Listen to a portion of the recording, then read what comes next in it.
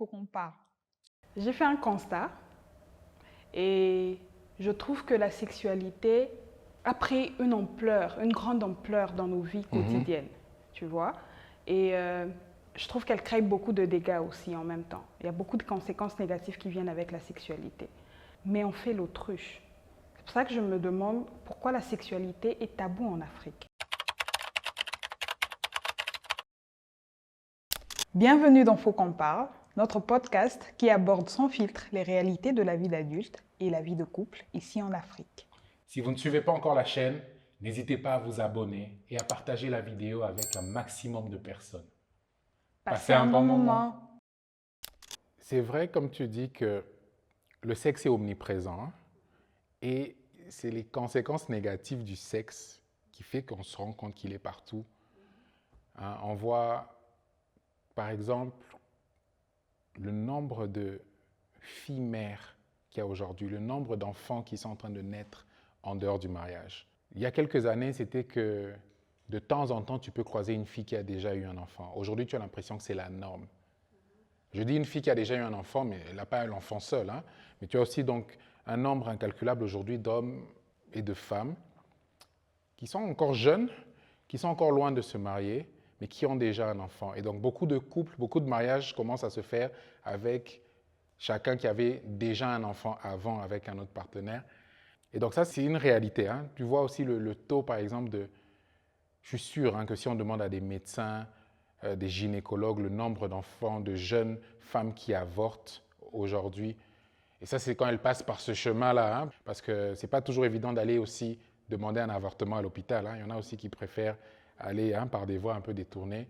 Mais tu as aussi tous les scandales sexuels qu'on a vus ces dernières années, toutes les sextapes, que ce soit chez les jeunes, on voit même dans les écoles aujourd'hui des jeunes qui font des sextapes, que ce soit les hommes politiques ou les hommes haut placés dans la société ou même des hommes de Dieu.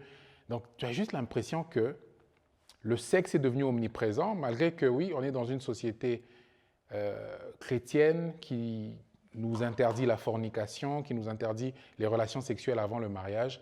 Tu te rends juste compte que c'est comme si c'est quelque chose qu'on n'arrive plus à contenir, une pulsion qui est beaucoup trop forte et malheureusement, elle est en train d'avoir des effets néfastes sur notre société, notamment sur la manière dont les familles sont en train d'être composées, sur les enfants qui vont naître sans l'équilibre parental, d'avoir papa et maman, et aussi juste dans la mentalité que c'est en train de forger hein, pour les nouvelles générations, surtout avec les nouvelles technologies qui ont amplifié tout ça. Hein.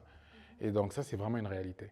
Oui, et justement, moi, ce qui me désole et ce qui m'attriste, on va dire, c'est le fait d'avoir tout ça, tout ce que tu as cité, mais qu'on ne soit pas capable d'en parler. Et en parler commence à la maison, tu vois. Est-ce qu'en tant que parents, on est capable de parler avec nos enfants de sexualité? Est-ce que moi, je suis capable de parler de sexualité avec ma fille?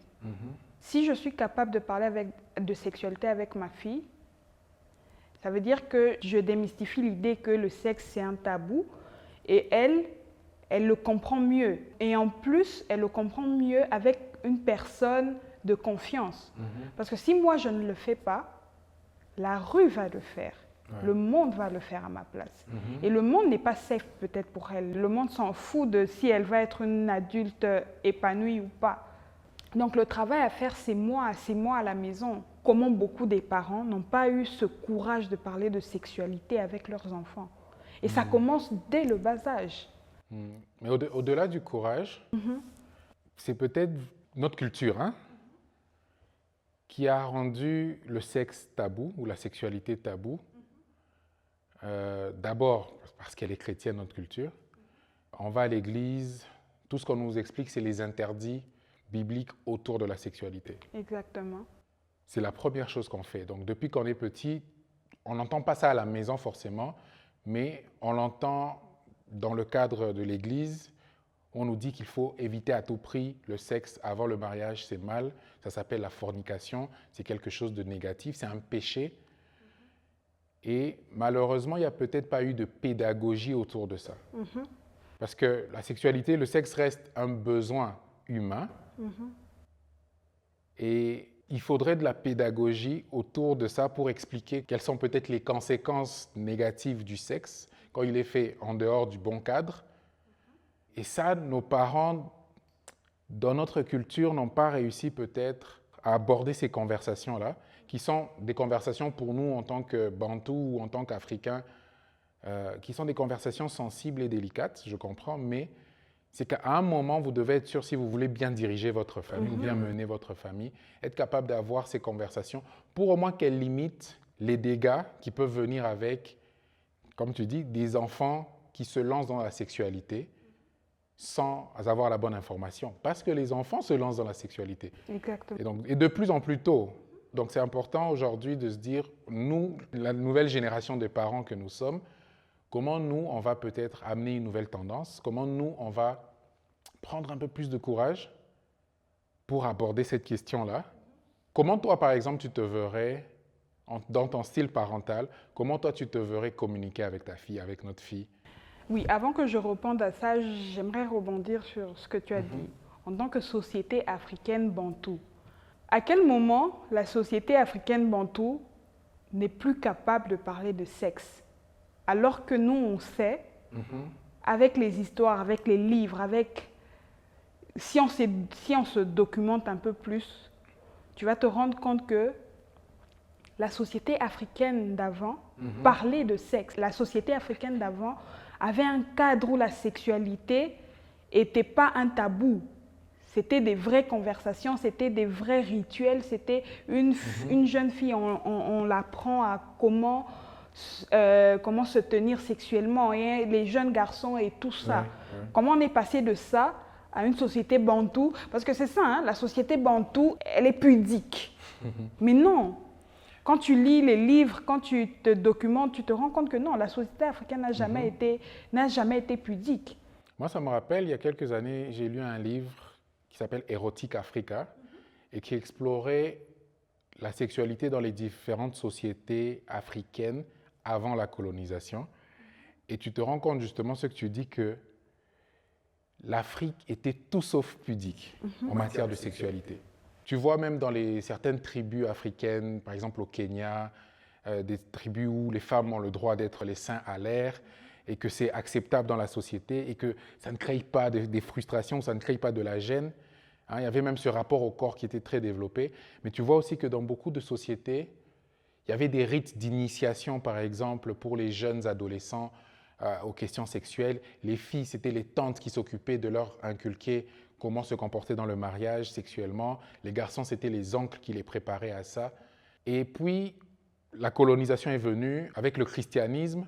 Et le christianisme nous a amené maintenant la dimension stricte liée à la sexualité. La sexualité, surtout quand elle est faite avant le mariage, c'est un péché, c'est de l'impudicité.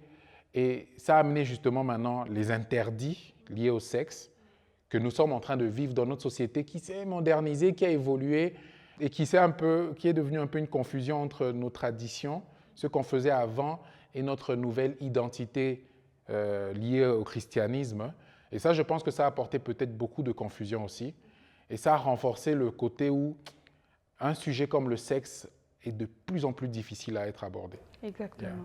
Et voilà, je reviens à répondre maintenant à ta question. Comment moi j'aimerais introduire la sexualité dans ma famille, avec mes enfants, pour aujourd'hui avec ma fille. Parce que aussi, avant de répondre aussi, je rajouterais que le cadre le plus sain où parler de sexualité, ce n'est que dans la famille. Il faut que ces enfants-là soient des enfants qui ont un bon rapport, un rapport sain. Pas parce que ce seront des enfants qui seront dans la débauche, qui vont aller avoir du sexe à gauche et à droite, mais parce qu'ils auront un rapport sain à la sexualité, tu vois. Et moi, par rapport à ma fille, par rapport à mon enfant, moi, j'aimerais déjà parler de sexualité avec elle dès maintenant. Elle commence déjà à parler. Je ne vais pas lui parler de sexualité en profondeur, mais j'aimerais déjà commencer par nommer ces parties-là, ces parties de son corps. J'aimerais nommer ces seins. Pourquoi on nomme les bras, pourquoi on nomme la bouche, pourquoi on parle des yeux, pourquoi on parle de la tête, mais qu'on ne peut pas parler des seins, on ne peut pas parler du vagin, on ne peut pas parler des fesses. Pourquoi on ne peut pas parler de ces choses-là, alors que ça fait partie de son corps. Si moi, je sais nommer ça avec elle, quelque part, je la protège. Je la protège de ce monde qui est devenu dangereux. Elle sait qu'avec maman, on parle de tout et de rien. Et moi, j'ai toujours eu un rapport sain avec mon corps, avec comment je me sens dans mon corps, comment je suis. Et je crois que ça vient de ma mère. Parce que ma mère a aussi ce rapport-là. Ma mère, je peux la voir nue jusqu'à aujourd'hui. Ma mère ne se cache pas. Ma mère ne nous a pas élevés en nous cachant de son corps, en nous cachant de... Et elle nous a toujours fait des blagues, ma sœur et moi. C'est que je peux tomber dans la salle de bain, je peux tomber en train de me laver, je peux avoir une crise cardiaque. Si je suis nue et que moi, je vous ai inculqué qu'il faut se cacher, vous allez prendre du temps avant de venir me prendre. Alors que si c'est juste quelque chose de normal, vous allez venir me sauver la vie. Tu vois, on en rigolait, mais je trouvais ça très profond. Oui. Tu vois ce rapport que les médecins ont avec le corps, c'est le même rapport qu'on devrait avoir avec notre corps. C'est le même rapport que j'aimerais que ma fille ait avec son corps. Elle n'est pas obligée de se trimballer nue, elle n'est pas obligée de s'exposer, mais qu'elle comprenne son corps, qu'elle aime son corps. Et ça commence à la maison, tu vois. Moi, j'aimerais inculquer à ma fille des bonnes valeurs, mais j'aimerais aussi lui parler de sexualité, parce que la sexualité aussi fait partie des bonnes valeurs. Parce que avoir un rapport sain avec son corps fait partie des bonnes valeurs. Si à son âge, à 2 ans, elle sait déjà que ça, ce sont mes seins, ça, ce sont mes bras, ça, ce sont mes yeux, ma tête, mes oreilles, ma bouche. Parce que c'est vrai que le tabou lié à la sexualité commence vraiment au plus bas niveau, commence quand on lave un enfant. Quand on lave et qu'au moment où on arrive aux parties génitales, on est gêné, le parent est gêné, l'enfant ressent que cette zone ici est une zone exactement. Qui est liée à une gêne et à une honte. Exactement. Et progressivement, il grandit en sachant qu'il y a de la honte qui est liée à ça. On ne peut pas en parler. Et donc, c'est important dès le départ. Et graduellement, ce n'est pas que tu vas dire à ton enfant tout dès le bas âge, mais c'est déjà commencer par le basique. Et ne même pas mentir. Parce que ce que font les parents aujourd'hui, c'est mentir. Un enfant de 5 ans ou de 6 ans, 7 ans, je ne sais pas à quel âge les enfants viennent poser ce genre de questions, sur comment le bébé entre dans le ventre de maman. Les parents mentent. Non, ils inventent des choses. Mais non, dites la vérité, mais de manière structurée, de manière... D'une manière qui est adaptée à son âge. À sa maturité. Dire que la graine, papa a planté une graine dans le ventre de maman, qui a créé ce bébé qui est dans ce ventre, c'est la vérité, mais c'est avec des mots qu'il comprend. Parce que si déjà il commence à poser ce genre de questions, si ton enfant commence à te poser ce genre de questions et qu'il n'arrive pas à avoir une bonne réponse claire et nette avec toi, il aura la réponse à l'extérieur. Il ira chercher ses amis, il ira chercher des gens qui pourront lui dire quelque chose et il va se documenter, à sa manière. Parce qu'il est curieux, il est à l'âge où elle a juste envie de savoir, elle découvre son corps, elle grandit, elle va chercher l'information et comme tu dis, vaut mieux avoir cette information à la maison, dans un cadre qui est sain. Et graduellement, comme je le dis. Plutôt que d'être exposé à ça à l'extérieur. Et ça peut être de la pire des manières. Beaucoup de jeunes, surtout les garçons chez nous en Afrique, découvrent le sexe à travers la pornographie. Et ça aussi, ça va bouleverser leur manière de voir la sexualité. Et ça peut être une des causes du rapport qui peut amener le viol dans la société. Parce que la pornographie vient aussi déformer la vision du jeune homme, par rapport à la sexualité, par rapport à la manière dont on traite une femme. Parce que malheureusement, c'est une industrie qui est très macho. C'est une industrie qui montre la femme, qui dévalorise la femme elle-même. Et donc, le garçon qui découvre la sexualité à travers la pornographie, c'est aussi un garçon qui, justement, aura une idée très erronée de la sexualité. Et il va traîner ça toute sa vie, il va grandir avec. La question de la performance sexuelle, ou bien comme je dis, juste ce rapport à la femme est un être inférieur. On n'a pas besoin de son consentement. On ne la traite pas de manière égale. Ça, c'est des notions aussi qui sont renforcées et qui sont inculquées par la pornographie aux garçons et qui sont renforcées justement quand il est plongé dedans. Et ça, malheureusement, on ne pourra pas l'empêcher d'être en contact avec ça. Exactement. La seule chose qui doit être faite, c'est d'amortir le choc que ça pourrait avoir en créant un cadre sain où les enfants peuvent avoir des conversations avec les parents sur ces sujets-là. Parce qu'aujourd'hui, tu vois même des jeunes de 15 ans, 16 ans, 18 ans qui sont déjà actifs sexuellement, Oui, mais qui ne peuvent pas en parler avec leurs parents oui, parce qu'ils n'ont pas appris au préalable, quand ils étaient plus jeunes, à avoir des questions plus délicates, plus simples et exactement. progressivement faire grandir ces questions-là. Et il y a juste plus de contact à ce niveau-là. Et justement, le sexe à ces âges-là, c'est malsain parce que ce n'est pas dans un bon cadre. Ça vient aussi avec beaucoup d'immaturité. Donc, résultat, il y a ces scandales-là dont tu parles, des jeunes garçons qui sont dans une école à faire le sexe avec des filles. Et les parents sont juste déçus au lieu que ça les réveille. Tu vois, au lieu que ce soit comment j'en parle, comment j'aborde ça. Oui, c'est pas facile, oui. Avec tout ce qu'on a eu, on n'a pas eu les outils pour en parler. Mais comment moi j'aborde pour limiter la casse? Moi, j'ai entendu une histoire. C'est une jeune femme dont la mère a trouvé des préservatifs dans le tiroir de sa chambre. Elle était en dehors de la chambre, elle était sortie. Sa mère rentre dans sa chambre, fouiller un peu dans ses affaires pour chipoter un peu. Elle tombe sur des préservatifs. Et la seule chose que la mère a fait, c'est prendre ça, cacher, aller jeter ça loin. Elle n'a jamais eu la conversation avec sa fille ensuite pour lui dire, je me rends compte que soit tu es active sexuellement ou tu commences à envisager d'être active sexuellement. Voici mes recommandations, voici ce que je te déconseille. Et donc, on n'en parle juste pas. Oui, et ces choses-là arrivent. Aujourd'hui, les parents préfèrent avoir des jeunes filles qui ont avorté, mais qui ne se sait pas du monde, qu'avoir des jeunes filles instruites sexuellement.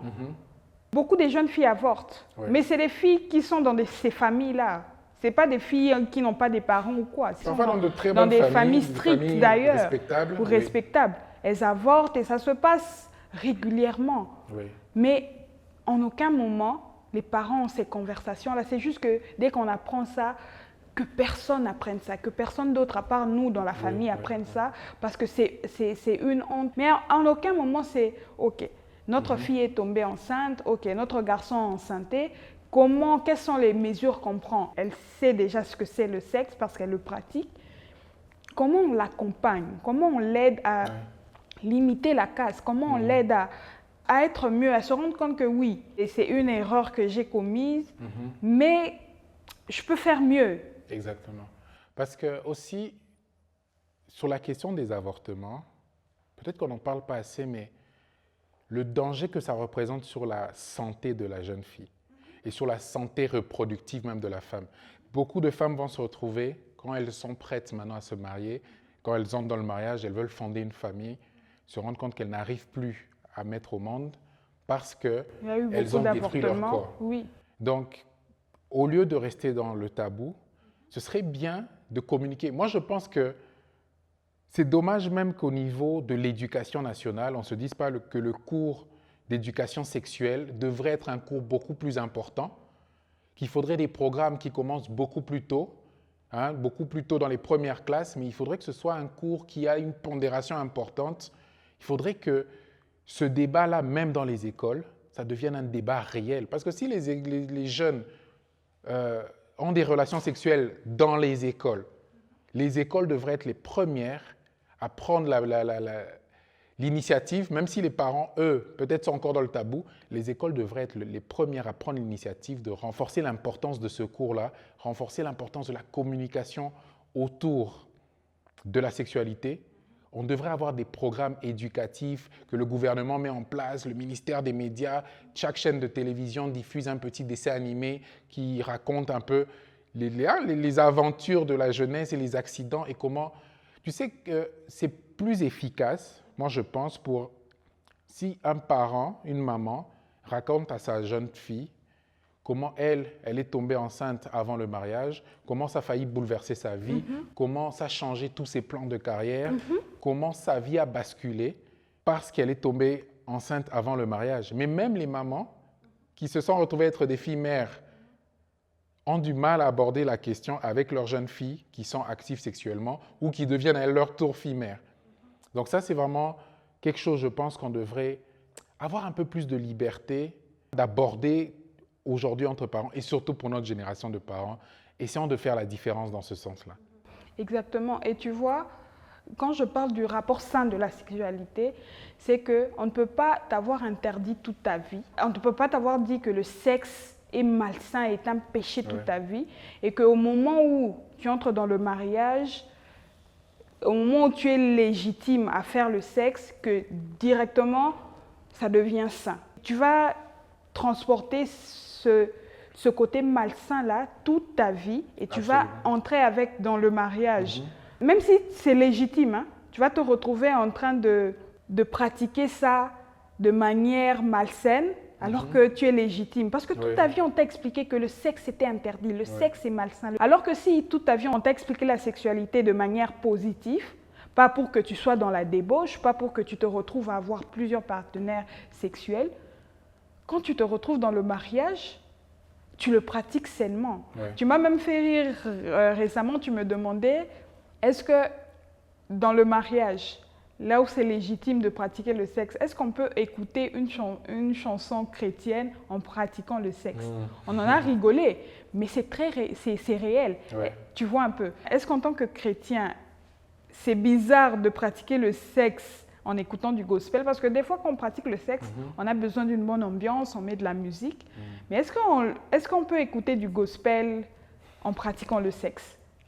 Tu vois? Et ça me ramène à, quand tu analyses les textes bibliques, par exemple, au-delà de l'interprétation, parce que moi, je ne pense pas que la Bible soit si intransigeante sur la question du sexe. Je pense que c'est l'interprétation qu'on en a fait dans les églises, par les leaders spirituels. C'est ça qui a amené l'interdit et le tabou. Moi, je pense que quand tu parcours la Bible, tu te rends compte que déjà, la Bible, ce qu'elle a fait, c'est qu'elle voulait créer un cadre dans lequel le sexe serait pratiqué pour qu'il n'apporte pas ou qu'il n'engendre pas toutes les conséquences négatives qu'on voit dans la société. Parce que si on vous dit juste « soyez libres, amusez-vous, éclatez-vous », on le dit à des jeunes qui n'ont pas encore forcément la conscience et la maturité pour faire les bons choix dans la vie, des choix sages, ça partirait juste dans tous les sens. Il y aurait un désordre dans notre société. La Bible, au départ, veut créer un cadre qui protège l'humain. Donc, c'est pour ça qu'elle dit le sexe, c'est mieux dans le mariage. C'est mieux d'attendre dans le mariage. C'est mieux de résister à toutes ces pulsions, les pulsions sexuelles qui font que tu peux convoiter toutes les femmes ou tous les hommes. Parce que le corps, c'est aussi le temple de Dieu. On ne va pas juste le donner à tout le monde et à n'importe qui de n'importe quelle manière. Donc, elle a essayé de mettre en place un cadre. C'était plutôt des recommandations parce qu'on ne peut pas imposer, on ne peut pas interdire quelque chose qui a un besoin fondamental de l'être humain. Mais la manière dont on a communiqué sur la sexualité, malheureusement, c'est uniquement sous la forme d'interdit. Et c'est venu aussi avec le tabou autour. On ne peut pas en parler parce que c'est interdit. Et donc maintenant, tu as des couples, comme tu dis, des couples qui sont dans le mariage, mais à qui on a répété toute la vie que le sexe, c'est un péché. Oui, la nuance était que le sexe avant le mariage, c'est un péché, mais la vérité, c'est que le cerveau, l'esprit, n'a retenu que le sexe, c'est un péché. Quand on grandit et qu'on te dit qu'il faut te cacher, qu'on ne doit pas te voir nu, si on te voit nu, c'est même une honte, même si c'est par accident, c'est quelque chose qui peut te suivre toute ta vie. Quand tu entres dans le mariage, ton rapport à ton corps n'est pas forcément non plus sain. Et donc, on se retrouve à être dans une situation où on est légitime, parce que maintenant, on peut pratiquer la sexualité librement, mais notre mentalité, on est complètement coincé. Exactement. Déjà qu'on vient aussi d'une culture où, la culture maintenant africaine traditionnelle, où le sexe, à la base, il était qu'un devoir conjugal. Il servait pour la reproduction principalement. Mais aujourd'hui, avec la modernité, le sexe pour le plaisir est de plus en plus réel aussi. Le sexe ou le plaisir dans le sexe est même devenu aussi une sorte de critère de réussite d'un couple.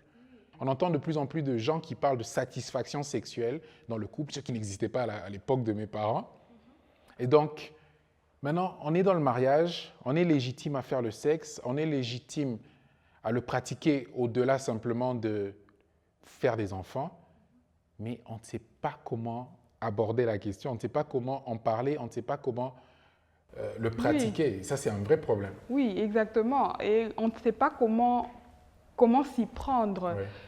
Parce que aussi, justement, hein, on ne parle tellement pas de sexualité qu'il y a des choses qui se retrouvent à être des frustrations.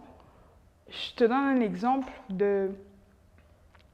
pour certaines femmes, quand elles sont grosses ou enceintes, elles perdent leur libido. Un moment, hein, certaines elles perdent au début, d'autres à la fin de la grossesse, d'autres pendant, donc chacune avec son corps, ça se passe comme ça se passe. Mais on ne peut pas en parler. Ça nous ramène à des hommes frustrés qui veulent aller voir ailleurs parce que sa femme n'est plus sexuellement attirante, parce que aussi elle sait plus, elle ne sait pas communiquer que j'ai perdu ma libido. Ça devrait être légitime. Moi, je voudrais que ce soit légitime de dire qu'en ce moment, je ne suis pas capable de faire le sexe parce que je ne le sens pas. Ouais. Le sexe devrait être un moment de plaisir, un moment de connexion, un moment où on est juste parfaitement aligné. Mais si moi, je me sens, j'ai perdu ma libido, je me sens juste, je ne le sens pas, je devrais être capable de te le communiquer pour que ça ne te frustre pas, même si toi tu es dans cette phase-là, c'est que tu comprends juste que bon, ma femme traverse cette phase et ça va passer, on va reprendre normalement. Mais si on n'est pas capable de parler de ça, et même au-delà de la femme, même les hommes peuvent perdre leur libido. Et être capable d'en parler, c'est de dire à sa femme, en ce moment, ma libido est en baisse. On trouve d'autres façons d'être en intimité. Mais ça vient justement du fait aussi qu'on n'en parle pas. Si toute ma vie, personne ne m'a parlé de sexe, ne me demandez pas de venir en parler dans le mariage, tu vois. Et par rapport aux femmes, par exemple, aussi cette mentalité-là dont tu as parlé à l'époque, c'était que le sexe était un devoir conjugal. Il y a aussi encore cette petite mentalité aujourd'hui où le sexe est un devoir conjugal, surtout pour la femme, tu vois. Moi, je me rappelle que quand j'étais enceinte, quand je suivais mes cours comment on appelle ça encore, j'ai oublié, les cours de grossesse là qu'on suit à l'hôpital, c'était que même si tu as perdu ta libido, paie ça papa. Papa, il ne faut pas acquis maillot, il ne faut pas que tu lui donnes pas de sexe et qu'il aille dehors. Tu vois un peu cette mentalité-là. J'étais la seule à être contre ça. C'était qu'en ce moment, moi, je n'ai pas de libido. En ce moment, moi, je me sens mal dans mon corps. Tout ce qu'on me demande, c'est de me surpasser parce que mon mari va me tromper ou bien mon mari risque d'aller voir ailleurs. S'il va voir ailleurs, ce n'est pas parce que moi j'ai perdu la libido, c'est parce qu'il a envie d'aller voir ailleurs. Tu vois, mais je n'arrivais pas à expliquer ça, donc j'ai laissé tomber. Mais imagine un peu cette mentalité être véhiculée partout. Dans quelle position ça nous met? Même les hommes qui perdent leur libido, s'ils ne sont pas capables d'en parler à leur femme, avec qui ils pratiquent le sexe, ça crée des gens frustrés, ça crée juste des couples pas épanouis. Tu vois, je veux dire, parlons de sexe, parlons de sexualité. Parce que c'est en plus ça qu'on vit chaque jour. La grande partie de nos problèmes vient de la sexualité, tu vois. Il y a une très grande partie des problèmes de notre société sont liés de près ou de loin au sexe. Un autre truc sur les couples, toujours. On parlait de communication, du manque de communication autour de la sexualité des parents vers les enfants. Mais je pense que ça commence déjà par les couples qui ne savent pas parler entre eux de sexualité. Ils ne savent pas parler de ce qu'ils veulent, de ce qu'ils ne veulent pas. Ils ne savent pas communiquer. On espère juste qu'un couple peut-être va, par magie, être compatible sexuellement. Mais la vérité, c'est que c'est aussi un processus d'apprendre à se connaître. Alors, apprendre à se connaître, c'est difficile si vous n'êtes pas constamment en train de communiquer ce que vous êtes et ce que vous voulez. Et c'est comme ça que tu te rends compte aussi qu'il y a parfois même le taux d'infidélité augmente ou la chance d'être infidèle dans le mariage augmente parce qu'on est incapable de communiquer ce qu'on ressent à son partenaire, ce qu'on veut. Parfois, hein, c'est plus facile d'aller l'obtenir à l'extérieur. Dans un cadre où on ne va pas nous juger aussi si on veut certaines choses qui sont peut-être que notre partenaire ne va pas comprendre ou ne va pas vouloir. Donc, ça veut dire qu'on n'a pas encore cette liberté de pouvoir communiquer sur la sexualité. Alors que, comme on dit, dans le mariage, on est censé être légitime par rapport au sexe. Même si on revient à la Bible, il y a ce fameux passage, le livre des Cantiques, là, qui est presque une ode à la sexualité, qui parle de manière sensuelle de la sexualité, que tant que c'est fait dans le bon cadre, la sexualité, c'est même quelque chose une pratique presque spirituelle qui donc nous rapproche de Dieu, quand deux êtres sont parfaitement alignés, connectés, comme tu dis. Mais on a encore trop de couples mariés, donc légitimes, mais qui arrivent maintenant à pratiquer la sexualité de manière libérée, de manière saine, de manière complète et totale, parce que malheureusement, on traîne encore trop les tabous, on traîne encore trop le fait qu'on n'en a jamais parlé, on traîne encore trop cette image de honte qui est attachée à la sexualité, cette image de péché ou d'impureté. Et malgré qu'on traîne tout ça, le sexe se passe. Oui. Il y a beaucoup d'adultère, il y a beaucoup de fornication, il y a beaucoup de jeunes filles mères, il y a beaucoup de filles qui avortent, il y a beaucoup de jeunes garçons pères. Je ne sais pas pourquoi il n'y a pas de nom pour les garçons pères, ok, mais il y a beaucoup de ça, il y a beaucoup d'enfants, des jeunes, des très jeunes, 15 ans, 14 ans, 13 ans, qui font des orgies à l'école, qui pratiquent le sexe de manière désastreuse. Entre-temps, on trimballe tous les tabous, on trimballe comment c'est pas bien de pratiquer le sexe, mais le sexe se passe. Alors, au lieu de trimballer tout ça, quel est le moyen que nous on met en place pour que ça se passe de manière positive, pour que ce soit juste bien, pour qu'on ait une génération. Peut-être que, comme je l'ai dit toujours, pour notre génération, il n'y a plus grand-chose à faire. Peut-être que le travail à faire, c'est sur la prochaine génération qui vient. Moi, j'aimerais avoir ma fille qui a un rapport sain avec son corps, qui